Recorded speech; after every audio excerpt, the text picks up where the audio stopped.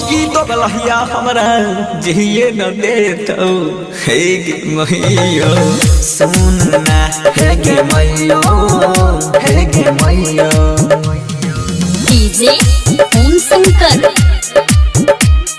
परसा हरभिंडा। अकेला छोड़ के हमरा ई मौगी रह जैतोगे बनल छौ बाप के जे फोन लाके बह जैतोगे मुहे तोड़ देवे।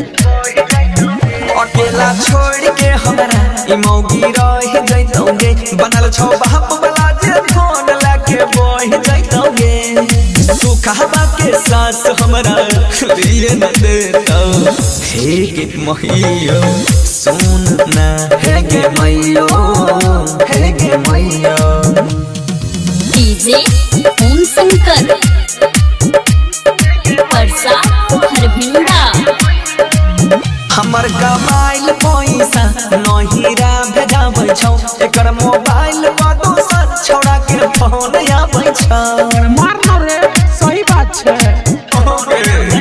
हमर कमाइल पैसा नहिरा भेजाबै छौ एकर मोबाइल पर दोसर के फोन आबै छौ। मुन्ने लालू बन हंसी के जिए न देतौ हे गे मैयो सुनना हे गे मैयो हे गे मैयो।